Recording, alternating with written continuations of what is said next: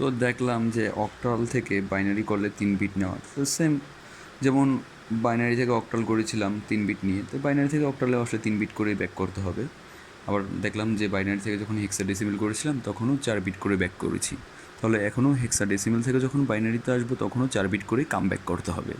তো কাজেই এক্সাম্পলগুলো একটু দেখো, দেখলে আশা করি পেয়ে যাবা। আর যেহেতু পিকচার বা ইমেজ দিয়েই দিয়েছি, কাজেই আর প্রবলেম হওয়ার কথা না। তারপরেও যদি ফার্দার কোনো প্রবলেম হয়, you can knock me, then I will reply.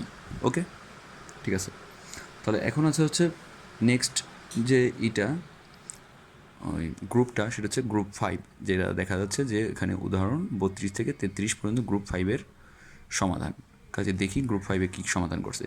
তো গ্রুপ 5-এ দেখা যাচ্ছে যে অক্টাল থেকে হেক্সাডেসিমেল করা হচ্ছে। তো অক্টাল থেকে যদি হেক্সাডেসিমেল করা হয় তাহলে সরাসরি অক্টাল থেকে হেক্সাডেসিমেলে আসা পসিবল না।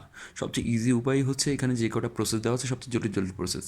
তো এই কটা প্রসেসের মধ্যে সবচেয়ে ইজি হচ্ছে যে অক্টাল থেকে যদি বাইনারিতে কাম ব্যাক করি, দেন বাইনারি থেকে আমাকে হেক্সাডেসিমেলে কাম ব্যাক করতে হবে, তাহলে আমার জন্য সলিউশনটা খুব ইজি হয়ে যাবে।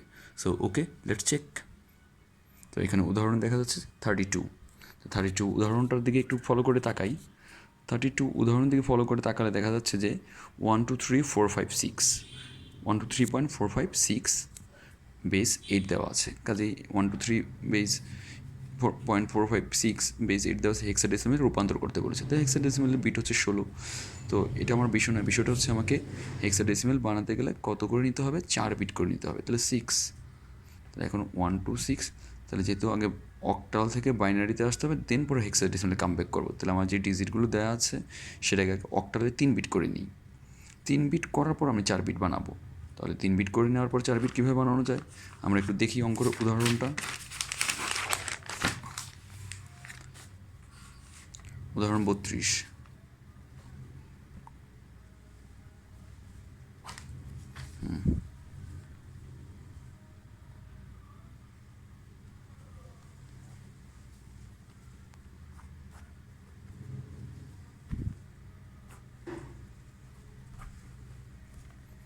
আমরা দেখি 1 2 3.456। তাহলে 4 বিট করে নিলে সেই আমরা আবার ফলো করি যে 6 1 2 3 4 5 6। তাহলে আগের সেই পৃষ্ঠার দিকে একটু তাকাই, দেখি 6-এ 3 বিট কত হয়, তারপর আমরা 4 বিট করে সাজাবো।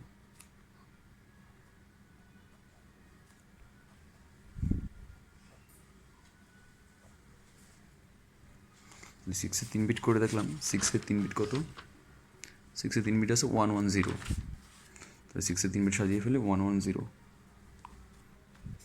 5-এ আছে কত 3 বিট, খেয়াল করি 5-এ আছে হচ্ছে 101। 4-এ আছে 100। 4-এ আছে 100।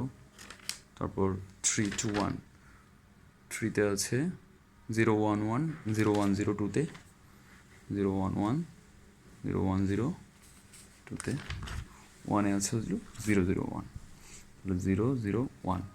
তাহলে এই দেখে ফেললাম। এই যদি দেখে ফেলি তাহলে একটা জিনিস খেয়াল করি, আমি কটা করে নিলাম, 3টা করে নিলাম। তাহলে 3টা করে বিট নিয়েছি প্রত্যেকটাতে, কিন্তু আমাকে বাইনারি থেকে যদি অক্টাল থেকে বাইনারিতে আসলে 3 বিট নিলাম। এখন হেক্সাডেসিমাল যেহেতু করতে হবে তাহলে আবার কি 3 বিট করে নিয়ে তারপর 4 বিটে আসতে হবে, কারণ যে প্রসেসটা আমরা দেখি আবার যে অক্টাল দেন বাইনারি তারপর হেক্সাডেসিমালে ব্যাক করতে হবে, অ্যারো চিহ্ন দিয়ে দেখানো আছে। কাজে আমরা চলে যাচ্ছি এবার অক্টাল থেকে বাইনারি, বাইনারি থেকে হেক্সাডেসিমালে কাম ব্যাক করা। তাহলে 4 বিট করে নিতে হবে। তাহলে আমরা তো জানি যে দশমিকের পরে হলে ওদিক দিয়ে সংখ্যা বাড়াতে হবে, আর দশমিক আগের সংখ্যাটাকে এদিক থেকে সংখ্যা বাড়া নিতে হবে, বিট মিল করতে হবে 4 বিট। তাহলে আমরা 4 বিট মিল করি।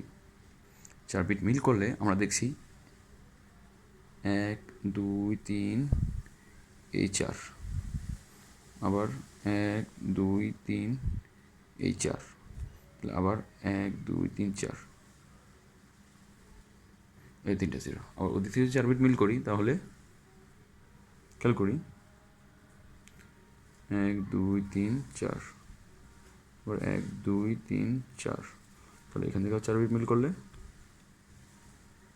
3টে 0 দিয়ে শেষ করলাম।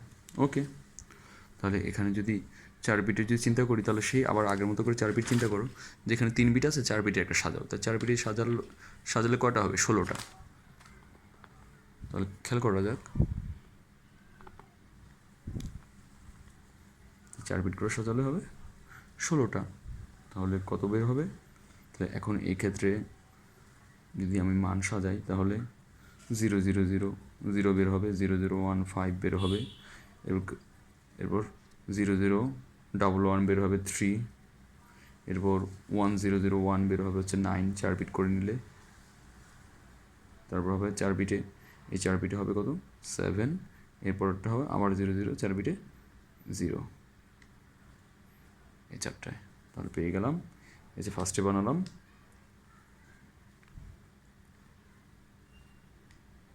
বাইনারি, পরে বানালাম হেক্সা। তাহলে রেজাল্টটা বসায় দিই। সুতরাং 123.4568, তাহলে 0 তার লেখার দরকার নেই, 0 না লিখলে হবে, 0 তার দাম নেই, তাহলে 53.970 অ্যান্সার শেষ। ওকে, ডান।